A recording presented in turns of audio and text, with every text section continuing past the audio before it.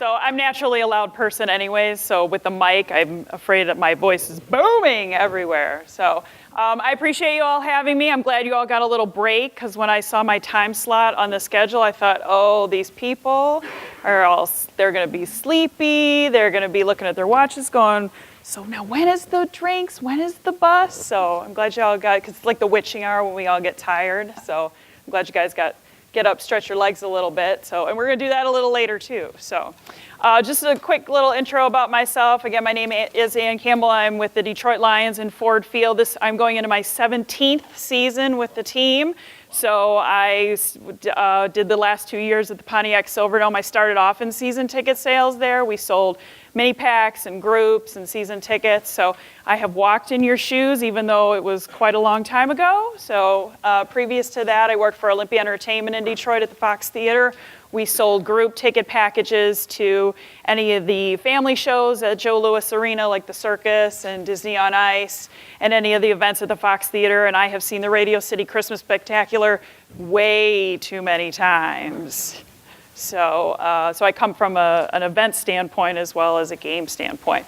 So I know you guys have been talking a lot about sales today and crunching numbers and ROIs and all this stuff, and I want you to kind of like free your mind, and we're gonna take things in a slightly different direction. I know, just by show of hands, how many people went to boot camp last year? I just wanna get a little sense of the room. Just one hand, all right, excellent. And how many people, are there any service people in the room? I should just ask. No, we're all off doing, look at this guy. Yeah, sure. I would actually tell you that all of you are service people. You just maybe don't realize it. So we're gonna talk a little bit about that today, because you know, one of the things that I think you guys have probably talked a lot about in here is we're not trying to just sell people things. We're not trying to pitch them a deal. We're really trying to create a relationship. And I'm sure that word has come up a lot in this conference and maybe in your own offices about really building a relationship.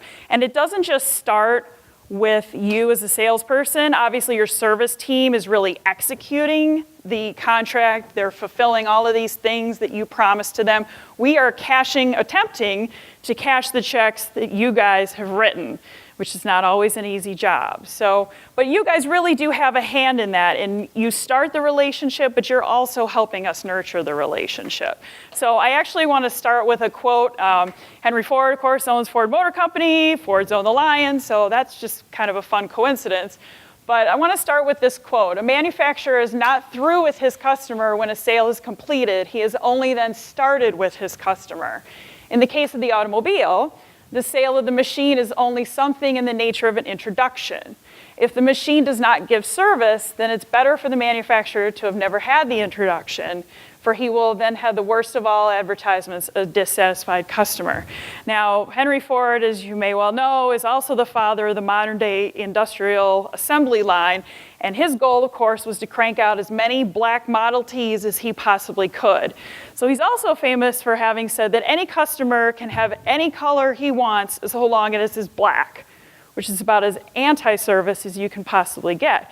But I find this quote intriguing because even though obviously he wanted to crank out as many of the same colored cars as he possibly could, he still had an understanding and appreciation for the importance of the service aspect of the relationship between a company, a manufacturer, a business, a team, a venue, whatever it is, and its customers. So that's one of the things, that's kind of where we're gonna jump off today, is talking about that relationship. And we know, we've talked a lot about, well, why do people buy suites? They're doing it for client entertainment. They're inviting their friends and family. They're gonna do prospecting, all of those kind of things. So based on why they're buying that suite, that creates a series of motivations for them. And what is it that is going to be important to them is going to help drive that service experience. For those of you, well, no, there was only one person from last year, so this will be new for you. Rob Sine, who was a presenter at boot camp last year, and some of you may know him, he I think has a long history in the NBA, said that people buy tickets for what they can do, not for what they are. So as we all know, this is more than just a box of tickets that they're getting at the beginning of the season. This is really a relationship that we're building with them. And we want them to feel like there is more value than just, I've bought these tickets for this suite and we're gonna come to 81 home games or 10 games or whatever it is. And they're buying it also, I think, as a status symbol. They want to show to their customers, look, we are a profitable company, a profitable organization.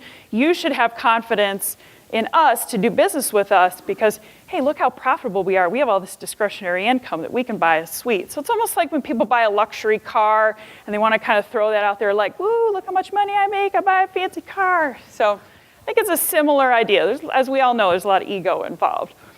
But they also are buying a suite, obviously, because of what kind of access and experiences that suite provides that they can either enjoy themselves, they can enjoy with their family, or that they can pass along to their customers. It's that connection that they have with you as an organization or you as a team that they obviously can't get anywhere else. They have it because of their relationship with you, and they can use that then to kind of turn around and invite their customers to draft day, or invite their customers to game day, invite their customers on a road trip if you take folks on a trip, things like that.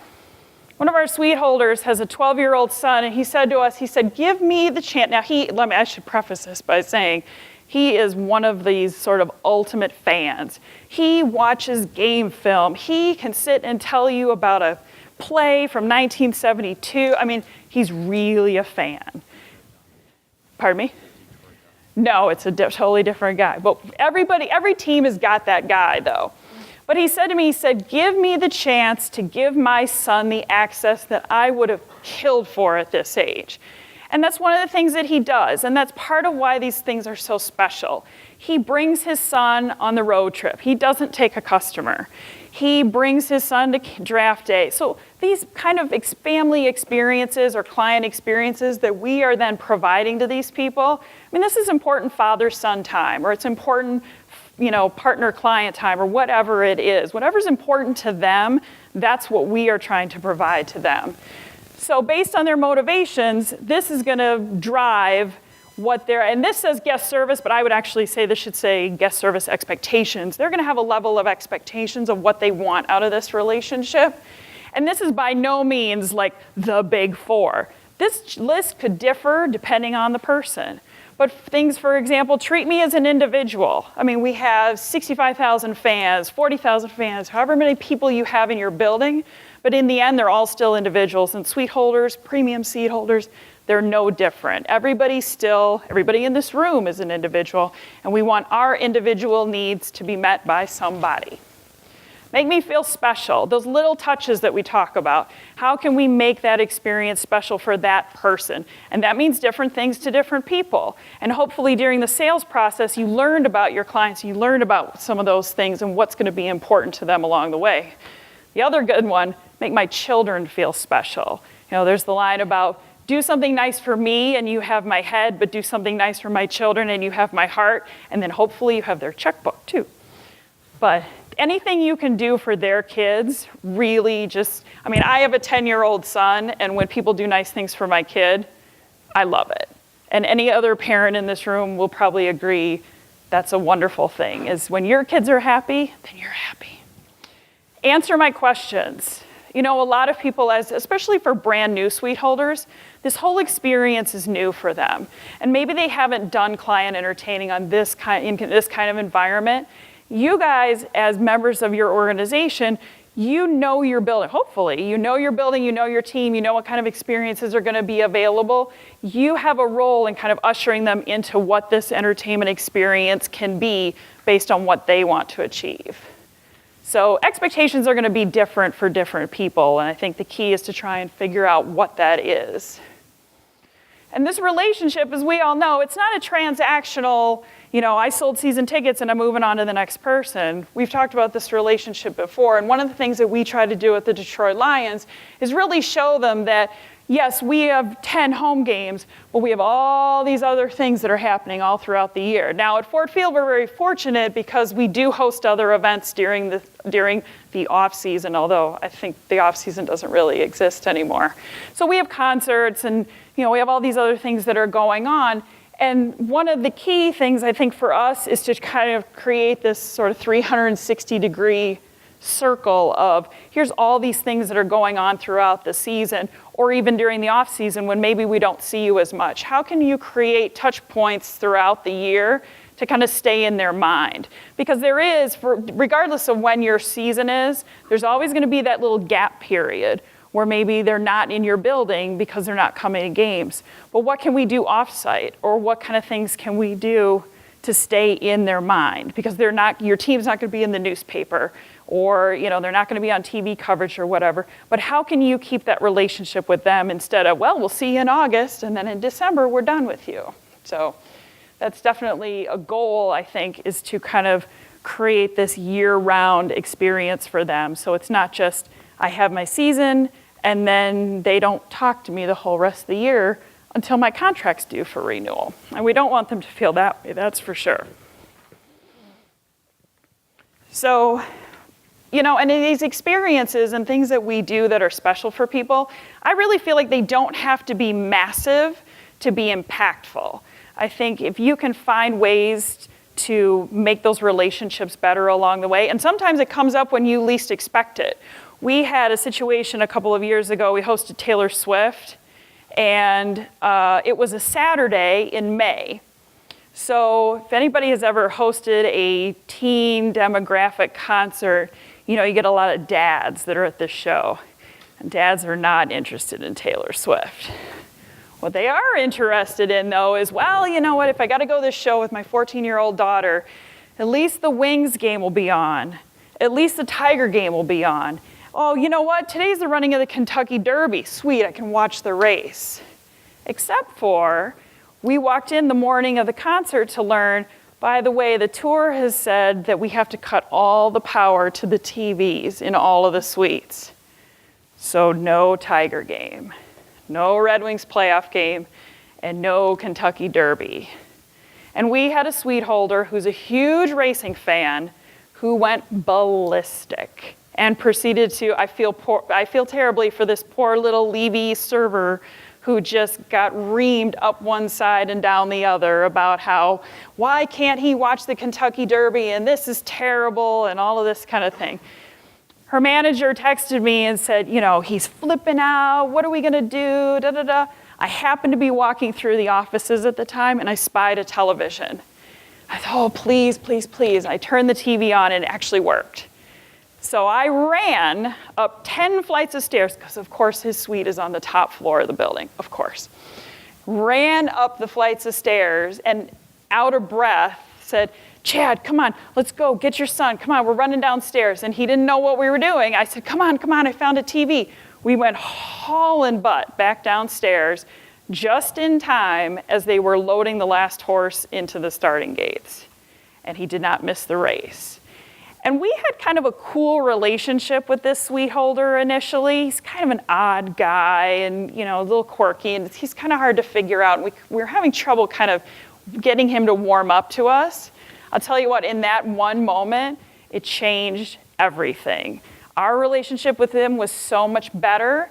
He would be at events where we were at, and he would retell the story in front of his guests. And, that kind of good karma, I guess, pays unbelievable dividends. And you can change a relationship in an instant when those kind of things happen. When you can kind of save these sort of disastrous moments, I think, you're really going to put yourself in a winning situation.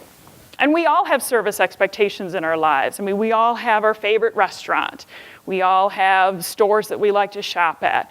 How many guys have a favorite barber, like that they'll wait an extra day to be able to get in to see that guy? We all have a favorite massage. Well, for those of us that get massages, and if you don't, I really recommend you look into it. We all have that favorite masseuse or that favorite manicurist or whatever it is.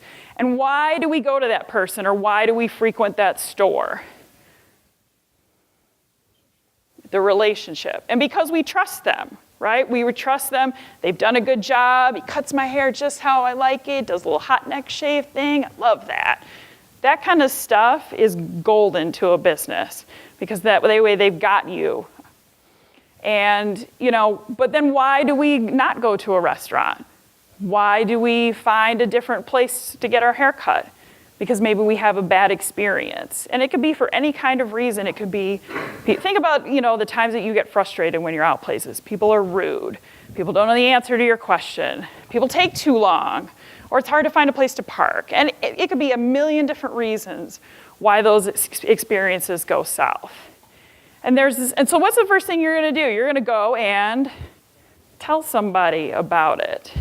And there's this phenomenon called the rule of 10, and 10 is just kind of the generic number, but the basic idea of this is that you're gonna go and tell, if someone has a bad experience, they're gonna go and tell 10 people about it. And then those 10 people might tell other people about it, and then it just goes on from there. Social media has made the rule of 10 the rule of God only knows how many. How many people have ever gone on Facebook and just complained about something that happened about their day? Really, none of you? Y'all are way too there we go. I knew somebody did. Either to complain, or now, you can go on to a company's website and complain about things. You can go onto Facebook and tell everybody that you went onto so-and-so's website to complain about things. So the rule of 10 now just became the rule of however many Facebook friends you have. And then they can share that information. So it's really important to remember that, bad experiences can blow up in your face really, really fast. And it does not take long for that to spread. So those good reputations that we count on are built out on trust. And I think there's a few ways that we can really work to gain that trust. We have a responsibility, the way I look at it, to earn our clients and our guests' trust every time they come to an event, every time they come in the building. And maybe if it didn't go so well the next time, or the first time, we have a chance to redeem ourselves, hopefully, the next time. So I have kind of 4 Ds of service that I think work to create trust with your clients and hopefully then inspire their confidence in you.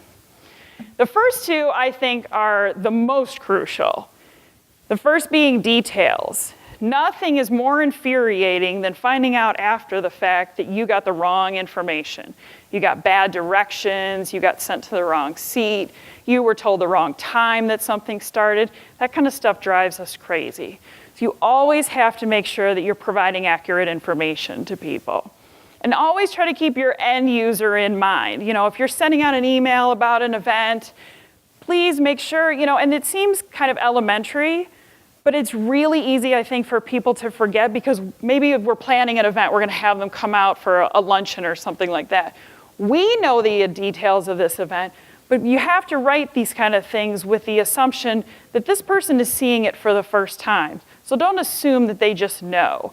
For anybody that ever took a journalism class, there's the whole idea of the 4 W's and the H, the who, what, where, when, why, and how. And make sure that those details are covered. And try to anticipate people's questions. They're gonna have a question about parking. Well, what time does the parking deck open? Make sure you tell them that. Plus, it'll save you a couple of phone calls. The more information you give them, selfishly, maybe the less they'll have to call you. So it does serve 2 purposes.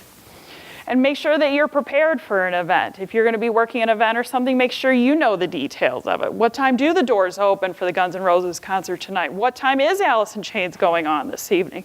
Just make sure that you're aware of what's going on in the building because you're pulled in 20 different directions. So, make sure that you know what's going on. And delivery. In my mind, this is the penultimate. I mean, if you cannot deliver on the promises that you make to people, then your word is really nothing.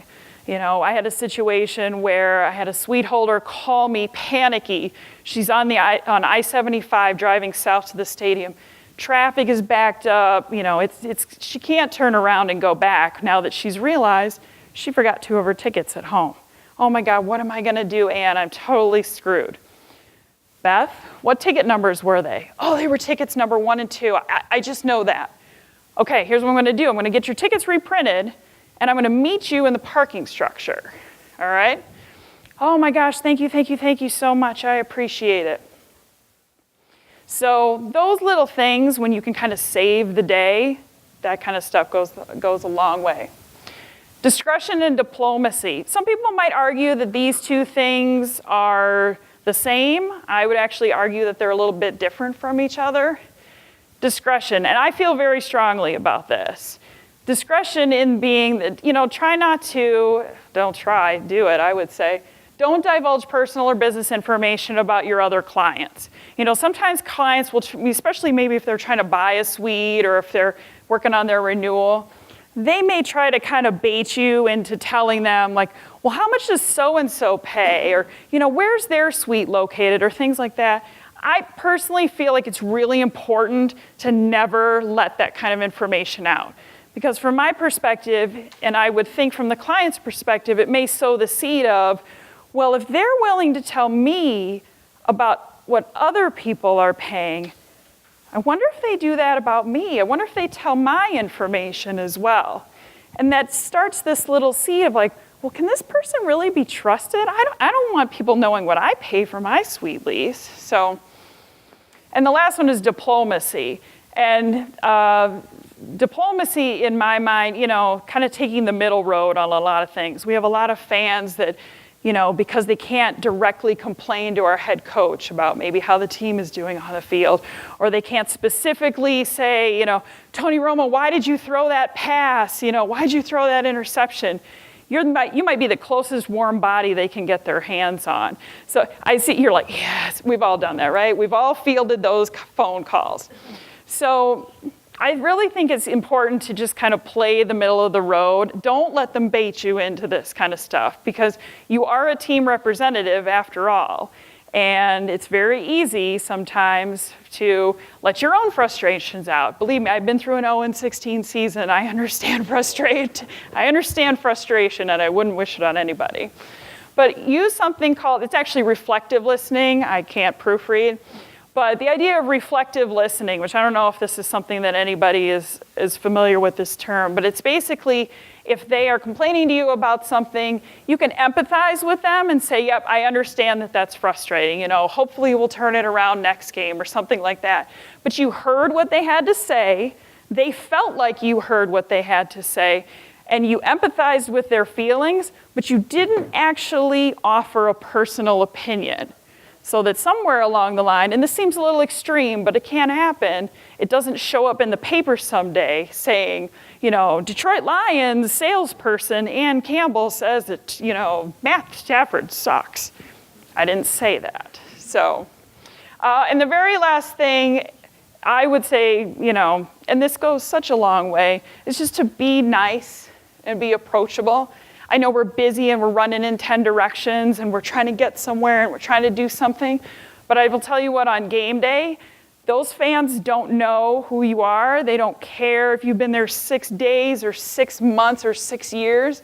You have on a suit and a credential and they're going to stop you and ask questions because as far as they are concerned, you work for the organization. You're going to be able to assist them. So make sure you know your building. Make sure you know where the nearest ATM is. Make sure you know where the nearest ladies' room is, especially you gentlemen. So just know your building. And if you don't, get out and walk it.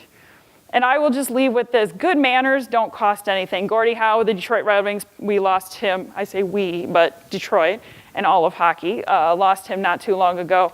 And he was so engaging with our fans. And we all want our players to be engaging with our fans and be open with them and spend time with them and that kind of thing.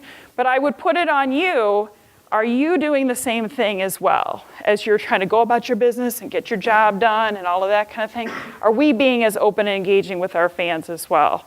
So, does anybody have any questions? I appreciate you guys letting me come and talk to you for a little bit today.